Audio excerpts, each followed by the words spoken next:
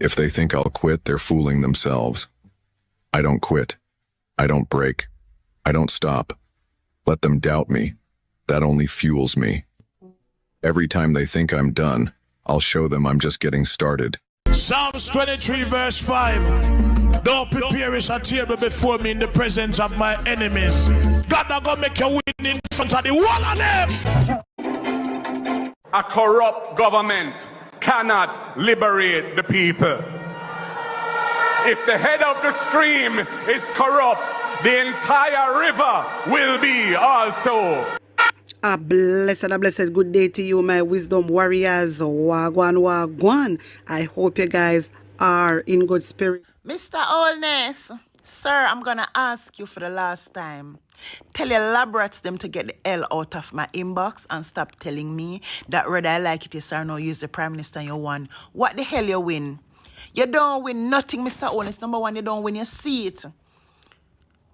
Mr. Buchanan won your seat. You're not the Prime Minister anymore. We all know that the technology disrupt a thief your seat give you. We all know why you appointed Dushian. We know why. So the idiots them out there we don't know why, tell them to stop coming for me. I'm not one of the easy ones to come and pull and run over. Mr. Allness, you are not the Prime Minister. That's why Digital and Flow was disrupted. Okay? For you get back your seat because you're not the Prime Minister. Your seat was stolen. So I don't know why your labrats them keep on running up in my shit and talking garbage. At first, me ever see the Jamaica Labour Party win an election on so sad and miserable. Huh? On so sad, angry and miserable. Oh, so no win one and keep on the winnings and celebrate it. Why coming up in my inbox? Telling yourself, oh, no can't get me down, no can't get me down, is a born winner. Mr. Allness is not my Prime Minister. The labrats them Prime Minister alone. And Mr. Mark Jefferson Golding is my Prime Minister. You hear that? So this criminal-minded man that going to court October freaking 13.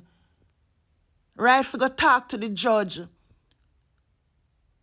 About financial affairs, do not come running up, come talk about whether I like it is or no. Bro, Devil is not the Prime Minister. Go and ask Dushian, technology disruptor, who is really the Prime Minister. Go and ask him. And get the hell out of my inbox and don't come back. And don't have no sense. And don't have any sense, any morals, any shame, no nothing. And fool. And go sit aside and look at tiny brains, man. And don't have no damn sense. Go and ask Mr. Allness why all Jamaicans and 50 Chinese national, they all got laid off. The children hospital in Montego Bay. You go and ask him what him do with the damn money for pay the people them. That is what I need for go do and get the hell out of my future. I'm running up in my inbox telling me, like, listen, I have more than 100 labrats up in my inbox. One bag of shit they up in here talking. You don't say the Prime Minister don't have no money for pay the workers them of this country. You go and go tell the Prime Minister to go pay the damn nurse them extra money. Go and go tell the Prime Minister to pay the teacher, police and nurses them extra money. Spanish Town Hospital, the nurses them over there cry for help. They're crying out for help because the professionals and patients are at risk there. Because of certain circumstances, you no go and go ball out and tell Mr. Allness to come and help out those situations and stop come in my inbox, come and ball out. Okay? I'm out here talking for my people. So you no go and go chat to no broad devil criminal-minded leader and tell him to the people them want help over Spanish Town Hospital. And find out from him what all the Jamaicans that got laid off at the job in Montego Bay, how them going to survive. That is what you need to go ask them and get the hell out of my shit, because I get to realize that you no figure saying. You all can't stop people from talk. I will only speak of Mr. Allness when there's some form of relevancy. Okay? When there's some form of relevancy. So at the end of the day, Uno come pack up in my inbox, come up in my inbox with one bag of shit. True me make a video this morning stated that him gonna Israel gonna kiss wall. So many I wanna run up in my inbox right away. No man, this got to be serious. That's time I know son is a bunch of idiots. Mr. Wholeness over Israel. A worship wall. I know the Jamaica cancel on pound a batty wall where I'm still out. I want to get the hell out of my inbox. Hear me? Get out of my inbox. Y'all are not important to me. The people who are important to me right now is the ones who are stressing, the ones who are hungry, the ones who are homeless, the ones who are jobless, the ones who cannot afford to pay their bills, the ones who cannot afford to send their children to school, the ones who don't live nowhere, the ones who can chat for themselves. Those people are the ones who are of importance to me. Not you all stupid ass elaborates. Get out of here. Mr. Wholeness, sir, you want to tell me that you dismantle as much people morals as you can dismantle in Jamaica and don't believe in God, right? Want to legalize over in our country, but you're gonna Israel gonna pray to the wall, sir. You're going to Israel, going to pray to the wall, Mr. Wholeness, sir. The devil them have a fault long at Ella wait. And you, remember I tell you that, you don't have no love or care about Jamaican people, you know. Jamaican people are just like a cash cow to you. Jamaica, you become the leader of Jamaica, it's just a business for you to make as much money as you can make off of where you use it as much as you can use it. Remember what you tell Abraham Chorena, sir, remember what you tell him? That we are slave and we used to the dirty hard life. Remember that you tell Mr. Chorena, so Jamaicans used to the slavery and them used to the hard life. But let me tell you something, Mr. Wholeness. May God help your soul when I'm ready for you. Remember I tell you that. May God help your soul.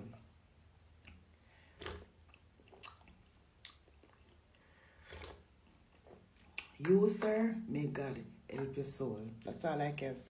Everyone is running from Israel, Mr. Wholeness. Everyone is running from Israel. But you will run into Israel. But you see the mission there that the Israelite them put you to complete. Remember you have children. Remember you have children.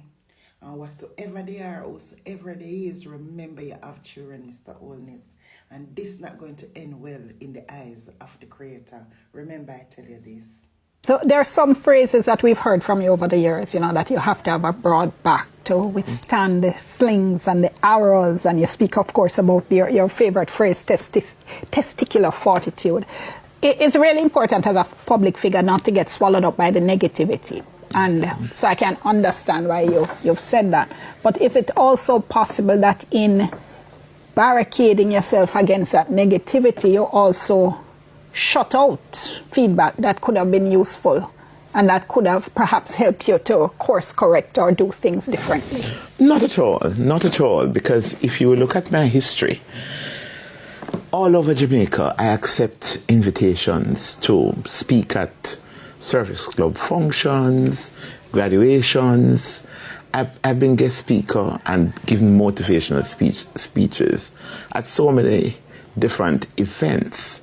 And this helps me to be right up close to the people and to talk with them generally, you know, and hear what people will have to say. When I talk about testicular fortitude and having a broad back, it means that though you can have a split screen where you can understand the angst of the court of public opinion, nonetheless, especially in very sensitive matters, it may have sensitivities in terms of security. It may have sensitivity in terms of, to coin a Jamaican phrase, whichever way you turn as a matter of law, if the law allows it, Maka is going to choke you. So having the testicular fortitude is just basically to make sure that your mind is in the right place to do what the law says is the right thing to do, even though the court of public opinion may wish you to do otherwise. A lot of times people in the court of public opinion, as you're alluding to, don't necessarily know the law and what the law says you should and should not do. And I am operating in the age of social media. No other DPP has had to deal with that. And I'm going to come to that. But a lot of people who are more knowledgeable of the law don't always think you made the right decision. So, for instance, you've always spoken very frankly about the importance of the prosecutor's office, the prosecutor as being a quote-unquote minister of justice, meaning you're not supposed to be running down convictions, you're supposed to be acting in the public interest and wherever justice would lead you. But there have been criticisms either that you haven't prosecuted where you should or you've prosecuted where you shouldn't. Let me just give you one specific example. For instance, the notorious Irwin rape case, 2012. Terrible case. 4 women and an 8-year-old child raped. 2 brothers were charged with the rapes, and public sentiment against them was so strong. At first, they couldn't even get a lawyer. It was that bad. DNA tests showed they were not a match for the rapists. Didn't place them at the scene, but in what a lot of people thought was a travesty of justice, your office said they were proceeding with the prosecution. And in fact, not only were they not found guilty in 2013, in 2014, DNA implicated another man entirely. Do you look back on that as a mistake? You know, the unfortunate thing with a lot of what I call the social media judges and prosecutors and police officers and defense counsel is that they never have the file with all the statements to look at. A prosecutor, you have to make a judgment call, which is why in the Leonie Allen matter, the Privy Council said that when a seasoned prosecutor makes a decision not to prosecute or to prosecute, once there's a viable case, it's not easily disturbed in terms of judicial review. That was a matter that I would say was on the borderline. When you looked at the statements, the complainants were quite clear in respect of their identification, because the evidence was, in terms of the statements, that the faces of their assailants, especially during the sexual act, was inches away from their face. That is the evidence on paper. Now, in respect of the prosecution of the matter, remember the prosecution has to put up the case that is the best available material. You have the rules of evidence, the judge has a duty. So you have the eyewitnesses saying one thing, you have scientific evidence saying possibly another. I have done cases where the scientific evidence in terms of what is the basis in terms of some issue to do with what was examined was not correct. So what we decided to do was to put everything out there in the wash, because as a matter of law, there are safeguards at every step of the way. And by the time the 2 ladies gave evidence, their credibility, I think one of them especially, the credibility under cross-examination was found so wanting that as a matter of law, in terms of what the case law on credibility says, we were obliged to offer no further evidence.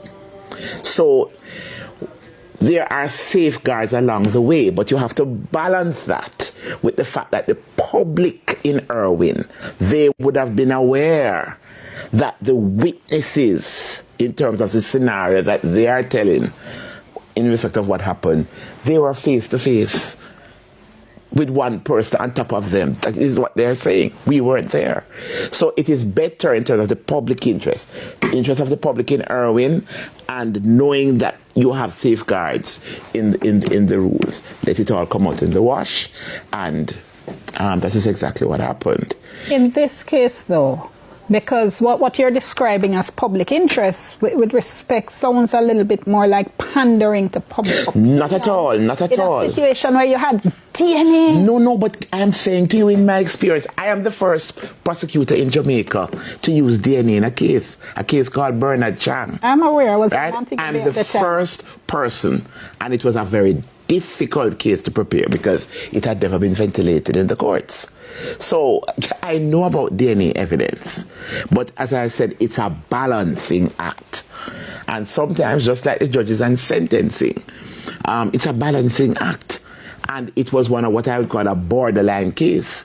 So we had to put ourselves in a situation where everything would came out into the wash. It's all well and good, and it's so easy.